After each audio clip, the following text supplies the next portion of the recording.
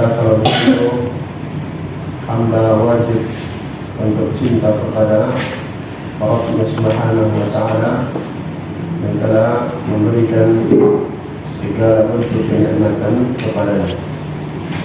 Kemudian penulis rahimahullah ta'ala menyebutkan tentang al-mahabbah, bahwa al-mahabbah terbagi berapa?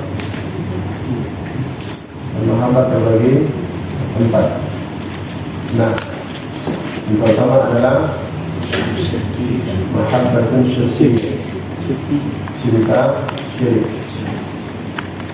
Yang kedua adalah mahabbah mencintai cinta kepada kebatilan dan kepada orang-orang yang mengikuti kebatilan. Ya. Kemudian cinta yang ketiga adalah cinta dunia, yaitu cinta kepada harta. Ya, demikian pula cinta kepada anak-anak, cinta kepada istri, cinta kepada teman, nah, dan lain sebagainya. Maka itu adalah cinta dunia. Kemudian yang keempat adalah cinta apa? Cinta tauhid. Ya, mencintai ahli tauhid, cinta kepada orang-orang yang bertauhid kepada Allah Subhanahu wa Ta'ala. Dan kebalikan daripada cinta ini adalah membenci orang-orang yang berbuat kesyirikan. Nah, membenci kesyirikan dan orang-orang yang berbuat kesyirikan. Baik. Ini 4 jenis mahabbah yang disebutkan oleh penulis rahimahullah ta'ala. Dan itu terkandung pada ayat yang pertama, yaitu kecintaan. Nah, kecintaan mana? Kecintaan ya, yang merupakan ibadah kepada Allah Subhanahu wa Ta'ala. Nah, dan 4 cinta ini, yang pertama adalah cinta syirik, yaitu cinta kepada sesembahan yang disembah selain Allah Subhanahu wa Ta'ala. Yang kedua adalah cinta haram. Nah, mencintai kebatilan, mencintai kesesatan, mencintai orang-orang yang berbuat kebatilan, ini cinta yang haram. Nah, kemudian yang ketiga adalah cinta tabiat, yang hukumnya adalah mubah, boleh, ya, selama cinta tersebut ya, tidak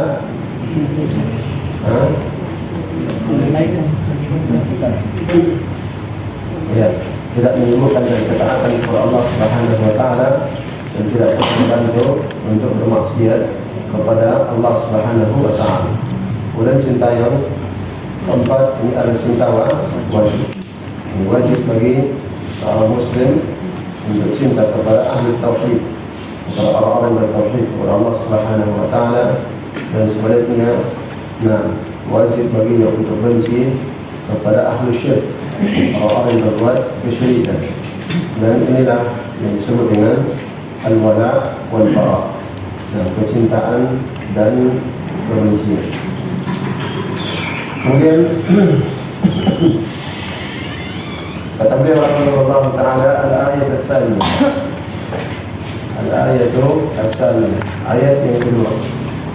Apa ayat yang kedua? Ar-Rahman Ar-Rahim. Nah, ayat kedua dari surah Al-Fatihah adalah Ar-Rahman Ar-Rahim. Kata beliau, fiha ar-raja'. Di dalam ayat ini terkandung raja. Ya, raja artinya adalah harapan. Nah, raja adalah harapan, yaitu ya, dia mengharap kepada Allah Subhanahu wa Ta'ala, mengharap akan rahmat ya, dan kasih sayang Allah Subhanahu wa Ta'ala. Dia mengharapkan ampunan ya, dari Allah Subhanahu wa Ta'ala, mengharapkan diterimanya amal-amal ibadah yang dia lakukan. Maka ini adalah raja ya, dia berharap kepada Allah Subhanahu wa Ta'ala. Nah, maka ayat yang kedua ini terkandung di dalamnya ya, adalah ar-raja, ya, harapan kepada Allah Subhanahu wa Ta'ala. Kenapa? Karena Allah Subhanahu wa Ta'ala adalah Ar-Rahman, Allah yang Maha Pengasih, ya, Ar-Rahim, ya, artinya juga yang Maha Pengasih. Baik, karena Allah Subhanahu wa taala memiliki sifat, memiliki nama Ar-Rahman dan nama Ar-Rahim yang terkandung di dalamnya sifat rahmat bagi Allah Subhanahu wa taala, maka ya, di dalamnya ya, terdapat ya, penetapan akan roja, yakni seorang hamba ya, dia wajib untuk mengharap kepada Allah Subhanahu wa taala, mengharapkan rahmatnya, mengharapkan ampunannya, ya, dan ya, mengharapkan agar diterimanya ibadah dan ketaatan yang dia lakukan. Jemaah sekalian yang dimuliakan oleh Allah Subhanahu wa taala. Nah, Ar-Rahman dan Ar-Rahim ini adalah dua nama dari nama-nama Allah Subhanahu wa taala, dari al-asma al-husna, dan di dalamnya terkandung sifat rahmat bagi Allah Subhanahu wa taala. Ya. Dan para ulama menyebutkan ya, perbedaan antara nama Ar-Rahman dan nama Ar-Rahim. Ya, nama Ar-Rahman dan nama Ar-Rahim. Ya, dan menyebutkan ya, Ar-Rahman ini nama yang terkandung di dalam sifat rahmat.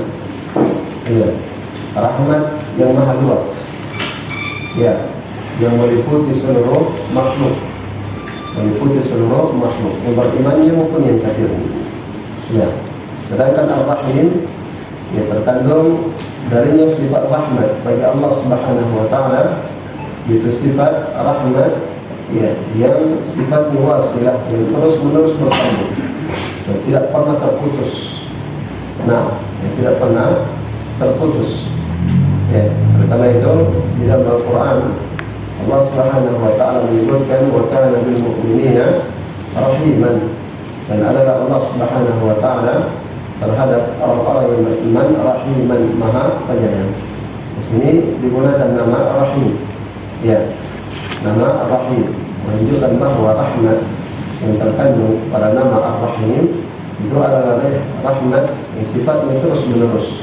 Dan ini berlaku bagi orang-orang yang beriman dan bertakwa kepada Allah Subhanahu wa taala.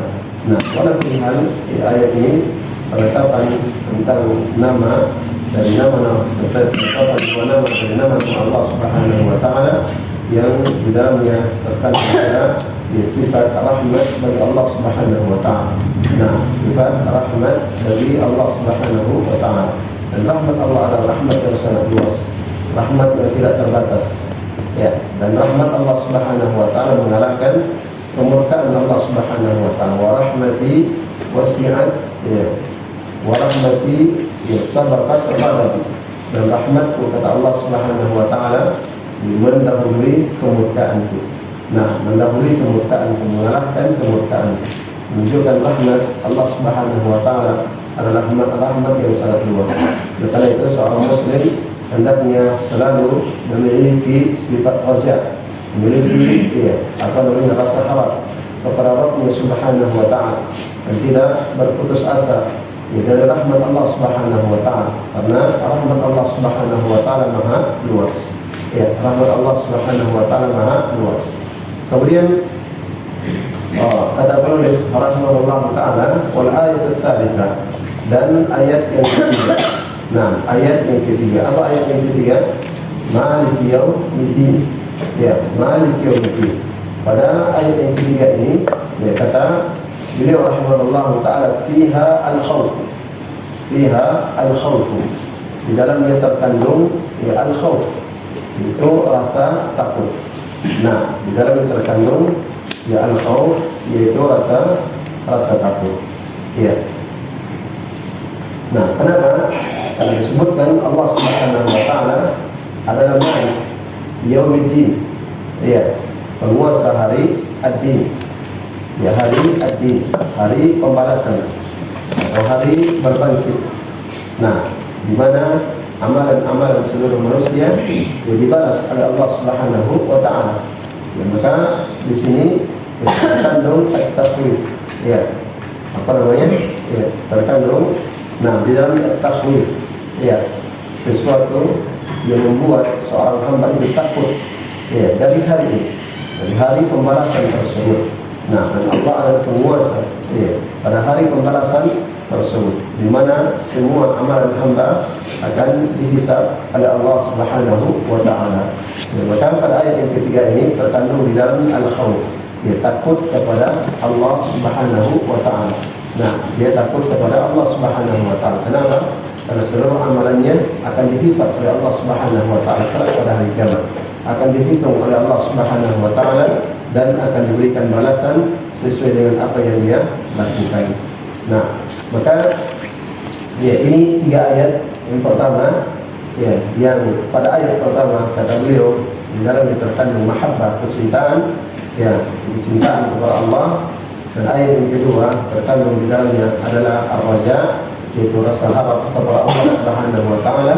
Dan yang ketiga terkandung di dalamnya al-khawf, yaitu rasa takut kepada Allah Subhanahu wa Ta'ala. Maka 3 perkara ini harus terkumpul pada seorang hamba. Nah, haruslah terkumpul pada seorang hamba, karena ini adalah merupakan fondasi ibadah dan ketaatan kepada Allah Subhanahu wa Ta'ala. Dia adalah dasar dan pokok ibadah dan ketaatan kepada Allah Subhanahu wa Ta'ala yang dibangun di atas 3 perkara ini. Nah, maka kapan seorang hamba meninggalkan salah satu dari 3 perkara ini, maka dia akan tersesat. Nah, apabila dia tinggalkan salah satu dari 3 perkara ini, maka dia akan tersesat. Ya, misalnya seorang hamba hanya mengambil yang pertama saja, yaitu al-mahabbah. Ya, al-mahabbah.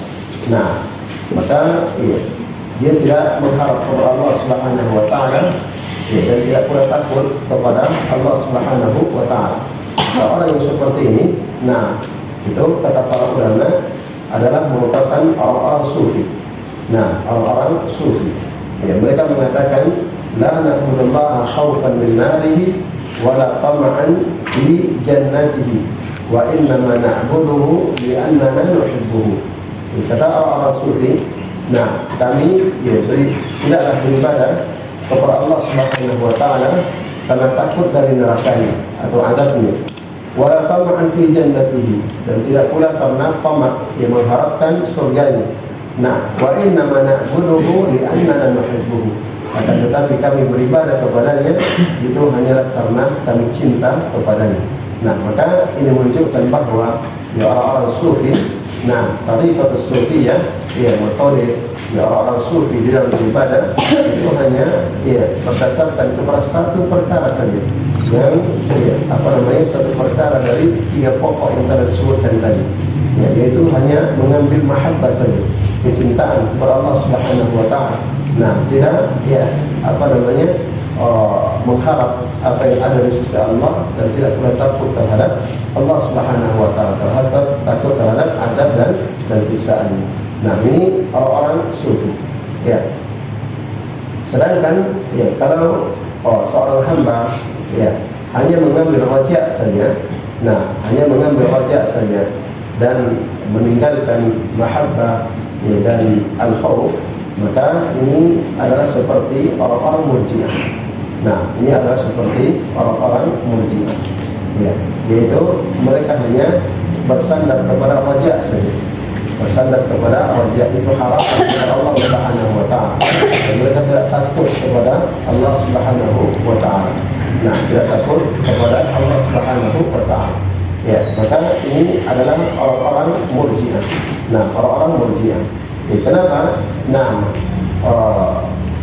dikatakan hal yang seperti ini, nah, itu adalah merupakan jalannya orang-orang murji'ah, ya, karena ya, orang-orang murji'ah itu, ya, mereka mengatakan, ya, bahwasanya, ya, keimanan itu cukuplah pembenaran dengan hati, ya, dan ucapan dengan lisan. Adapun amalan, maka itu tidak termasuk bagian daripada iman, ya, tidak termasuk bagian daripada iman. Ya, jadi mereka hanya raja saja, ya, hanya harapan saja.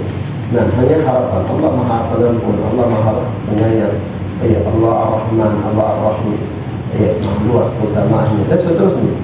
Jadi tidak ada khaufnya, yang ada hanya raja'nya saja. Nah, yang ada hanya raja'nya saja, tidak ada khaufnya kepada Allah Subhanahu wa taala. Maka ini adalah orang-orang Murji'ah. Nah, jadi mereka mengatakan bahwasanya amalan itu termasuk bagian daripada iman. Apapun yang dilakukan oleh seorang hamba itu tidaklah mempengaruhi keimanannya. Allah akan mengampuninya, Allah akan merahmati dia. Nah, ini bukan orang-orang Murji'ah. Adapun amalan itu hanya sebagai penyempurna saja, bukan termasuk bagian daripada keimanan. Baik. Nah, ini yang kedua. Nah, kemudian yang ketiga, seorang hamba itu beribadah kepada Allah hanya mengambil al-khawf saja dan meninggalkan raja dan mahabbah, maka ini adalah merupakan jalannya orang-orang Khawarij. Jalannya orang-orang Al-Khawarij. Kenapa? Karena orang-orang Khawarij itu hanya mengambil ayat-ayat wa'id saja, ayat-ayat atau hadis-hadis tentang ancaman saja. Nah, tentang ancaman saja. Nah, sehingga mereka mengatakan siapa yang terjatuh kepada dosa besar, maka hukumnya kafir keluar dari Islam. Ini keyakinan siapa? Orang-orang Khawarij. Jadi jangan coba-coba berbuat dosa. Nah, kalau kamu berbuat dosa, maka kamu akan kafir keluar dari Islam. Benar orang Khawarij. Dan kalau kamu mati, maka pada hari kiamat kamu kekal dalam neraka. Ini hanya mengambil nas-nas tentang wa'id. Dia tidak mengambil nas-nas tentang raja. Bahwa Allah Subhanahu wa taala Maha Pengampun, Allah Subhanahu wa taala Maha Merahmati. Jadi dia hanya membesarkan ayat-ayat dan hadis-hadis yang menjelaskan tentang ancaman. Nah, tentang ancaman. Sehingga dengan demikian mereka pun memahami bahwa siapa yang melakukan dosa besar maka dia kafir keluar dari al-Islam. Misalnya Nabi SAW bersabda, la yadkhulul jannata namam. Tidak akan masuk ke dalam surga orang yang suka mengadu domba. Nah, orang yang suka mengadu domba. Maka kata orang-orang Khawarij, ini menunjukkan bahwa orang yang berbuat dosa besar maka hukumnya adalah kafir. Dan dia kekal dalam neraka dan tidak akan masuk ke dalam surga. Nah, jadi mereka hanya mengambil nas-nas yang berkaitan dengan wa'id ancaman saja, membuat seseorang itu takut untuk berbuat dosa. Padahal di sana banyak ayat-ayat dan hadis-hadis menjelaskan tentang raja, harapan kepada Allah Subhanahu wa taala.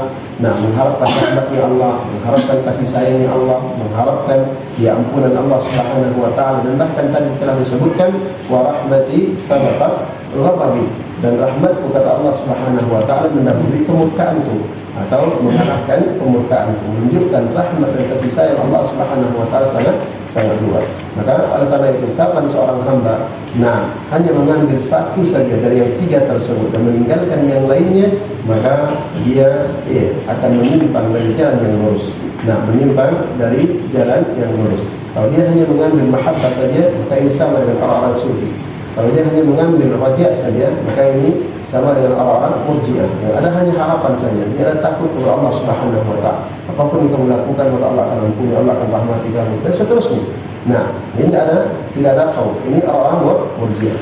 Sebaliknya yang ketiga, orang-orang yang hanya mengambil khauf saja, takut saja, maka ini sama dengan orang-orang Khawarij. Hanya mengambil nas-nas berkaitan dengan ancaman, membuat manusia takut, sehingga tidak ada rahmat, tidak ada rasa harap kepada Allah Subhanahu wa taala, sehingga seakan-akan ketika seorang hamba itu berbuat dosa, maka tidak akan mungkin lagi bisa diperbaiki. Tidak mungkin lagi dia bisa bertobat kepada Allah, tidak mungkin lagi Allah akan mengampuni dosa-dosanya. Kalau dia sudah terjadi berbuat dosa, sudah dia berbuat dosa. Maka dia kafir dari Islam. Alhamdulillah, ini semuanya adalah pemahaman yang batil. Maka Ahlus Sunnah wal Jamaah adalah orang-orang yang mengumpulkan akan tiga perkara ini. Mengumpulkan tiga perkara ini. Dan pendahulu mereka adalah para nabi dan para rasul. Para nabi dan para rasul. Mereka beribadah kepada Allah Subhanahu wa taala. Dengan kecintaan, dengan raja dan dengan khauf. Allah Subhanahu wa taala berfirman dalam surah Al-Anbiya ayat 90 menjelaskan tentang para nabinya. Allah mengatakan innahum kanu yusari'una fil khairat wa yad'unana raghaban wa rahaban wa kanu lana khashi'in. Kata Allah Subhanahu wa taala, sesungguhnya mereka itu adalah orang-orang yang bersegera di dalam kebaikan. Ya, berlomba-lomba di dalam kebaikan. Maka ini menunjukkan apa? Menunjukkan mahabbah. Ya tidak? Ya, menunjukkan kecintaan. Ya, bersegera dan berlomba-lomba di dalam kebaikan. Nah, maka ini menunjukkan mereka cinta kepada Allah Subhanahu wa taala. Kemudian wa yad'unana raghaban, dan mereka berdoa beribadah kepada Tuhan dalam keadaan raghaban, dalam keadaan ya mereka mengharapkan rahmat Allah, ampunan Allah, ya kasih sayang Allah Subhanahu wa taala. Nah, wa rahaban, yang ketiga, dan mereka beribadah kepada Allah Subhanahu wa taala dalam keadaan rahaban, dalam keadaan mereka takut kepada Allah Subhanahu wa taala, khawatir. Dan di antara bentuk ketakutan mereka, khawatir mereka, jangan-jangan ibadah mereka tidak diterima oleh Allah Subhanahu wa taala. Nah, maka orang-orang yang beriman, ya, para nabi dan para rasul, khususnya mereka selalu berada di atas tiga perkara ini. Wa kana lana khashi'in, dan mereka itu khusyuk kepada kami, kata Allah Subhanahu wa taala.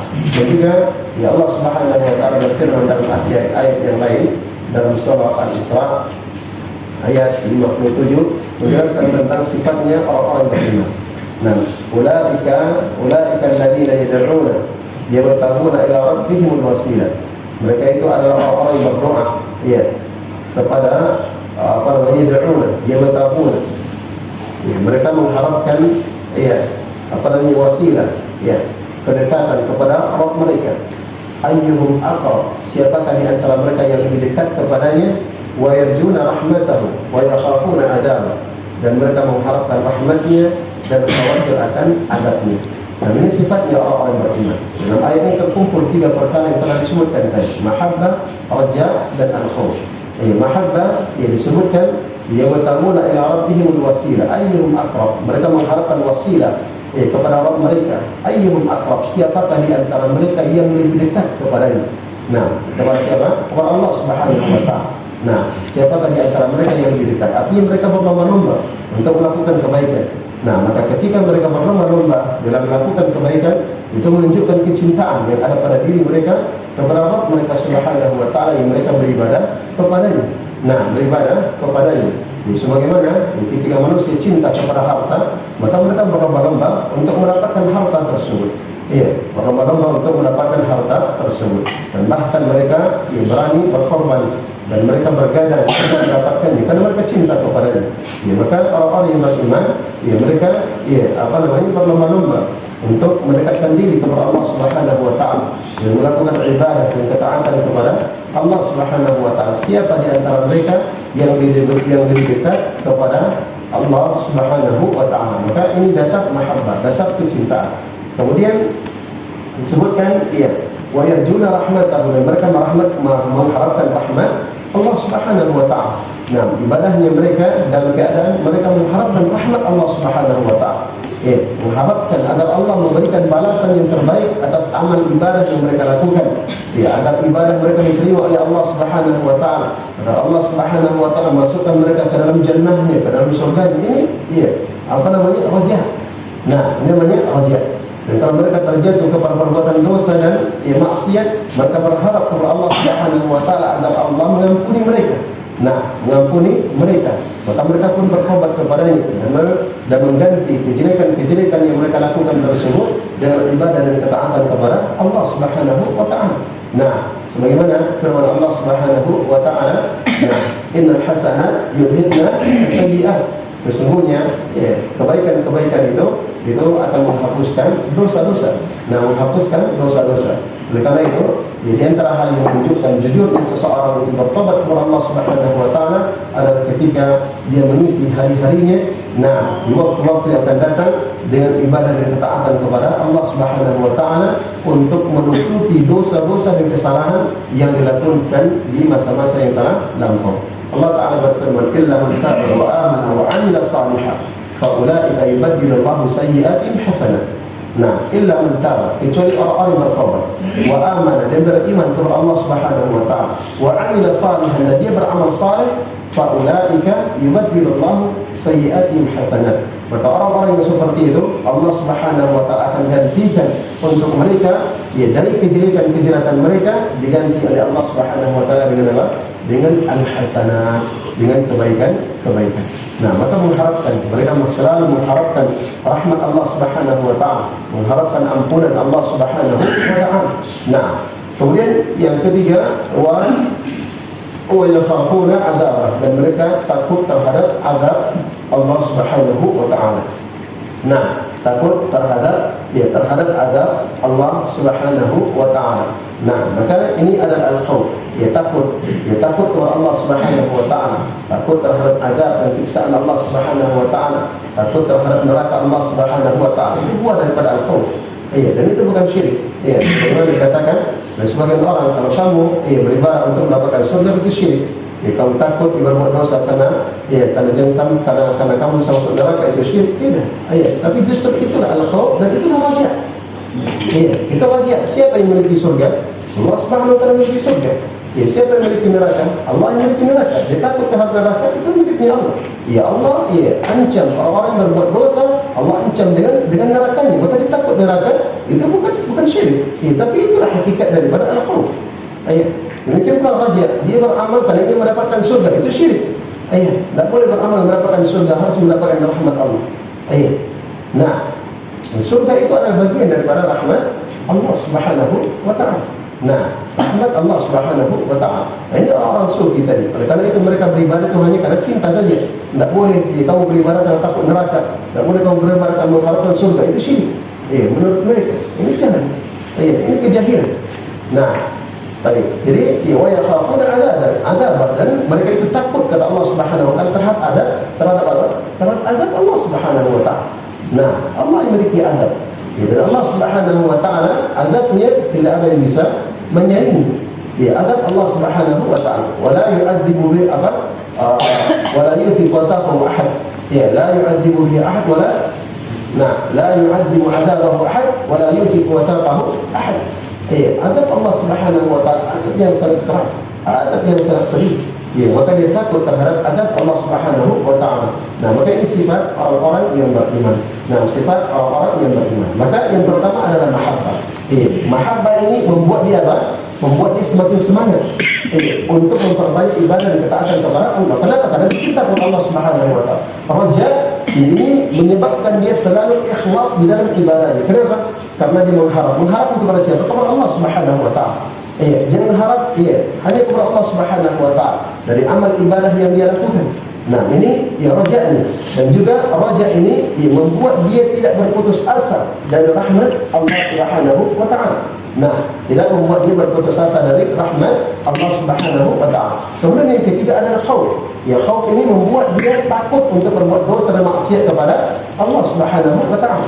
Nah, membuat dia takut untuk berbuat dosa dan maksiat kepada Allah Subhanahu wa taala. Oleh karena itu, kapan seorang mengumpulkan tiga perkara ini, maka dia akan berada di atas kebaikan. Dan ini adalah merupakan rukunnya ibadah dan ketaatan kepada Allah Subhanahu wa taala yang harus dibangun di atas tiga perkara ini. Nah, dia beribadah kepada Allah karena dia cinta kepada Allah Subhanahu wa taala. Bukan karena manusia. Nah, bukan karena takut terhadap celaan. Tidak, dia beribadah kepada Allah karena dia cinta kepada Allah Subhanahu wa taala. Allah yang memerintahkan saya untuk beribadah kepada-Nya. Nah, dan dia beribadah kepada Allah Subhanahu wa taala. Ibadah ini pula didasari pula karena raja, karena jadi dia mengharap rahmat dan ampunan Allah Subhanahu wa taala, dan menyebabkan dia tidak berputus asa dari rahmat Allah Subhanahu wa taala. Khususnya ketika dia terjatuh kepada perbuatan dosa dan maksiat, di masa lalu misalnya banyak berbuat dosa dan maksiat, maka dengan raja ini tidak menyebabkan dia berputus asa. Nah, kenapa? Karena orang yang tidak memiliki raja, maka dia akan berputus asa dari Allah Subhanahu wa taala. Dia mengatakan tidak mungkin lagi saya ini bisa baik. Sudah terlanjur. Nah, sudah terlanjur basah. Nasi sudah menjadi bubur, katanya tidak bisa lagi diperbaiki. Ini ucapan orang-orang yang berputus asa. Dan Allah Subhanahu wa taala berfirman, la taqnatu min rahmatillah. Jangan kalian berputus asa dari rahmat Allah Subhanahu wa taala. Dan dalam ayat yang lain Allah Subhanahu wa taala berfirman, wala yaqnatu rahmat rabbik illa dhalun. Wala yaqnatu min rahmat rabbi illa dhalun. Tidak ada yang berputus asa dari rahmat Rabbnya kecuali dia itu adalah orang-orang yang sesat. Nah, orang-orang yang sesat. Kemudian yang ketiga adalah al-khauf. Al-khauf ini adalah benteng bagi seorang hamba untuk menjauhkan dirinya dari perbuatan dosa dan maksiat kepada Allah Subhanahu wa taala. Dia takut kepada Allah, dia takut kepada azab dan siksa Allah Subhanahu wa taala yang Maha mampu untuk menyiksa dia kapanpun ya Allah Subhanahu wa taala menghendaki. Ya, kapanpun Allah Subhanahu wa taala menghendaki. Maka subhanallah, indah sekali ya, kehidupan seorang muslim apabila tiga perkara ini selalu terkumpul pada dirinya. Maka kita memohon kepada Allah Subhanahu wa taala, semoga Allah Subhanahu wa taala memberikan kepada kita kecintaan kepada Allah Subhanahu wa taala, kecintaan yang benar, dan agar Allah Subhanahu wa taala selalu memberikan kepada kita raja dalam setiap amalan kita, dan demikian pula al-khauf untuk berbuat dosa dan maksiat kepada Allah Subhanahu wa taala.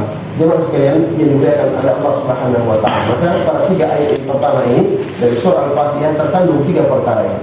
Nah, terkandung tiga perkara ini menunjukkan keagungan surah Al-Fatihah ya, yang di dalamnya terkandung ya, penjelasan akan rukun-rukun ibadah, ya, rukun-rukun ibadah dan ketaatan kepada Allah Subhanahu wa taala. Yang pertama adalah al-mahabbah, yang kedua adalah ar-raja, dan yang ketiga adalah al-khauf. Nah,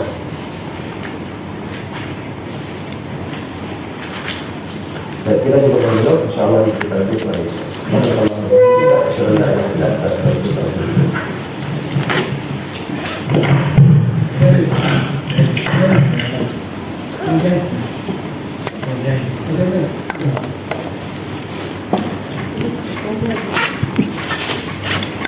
Single number.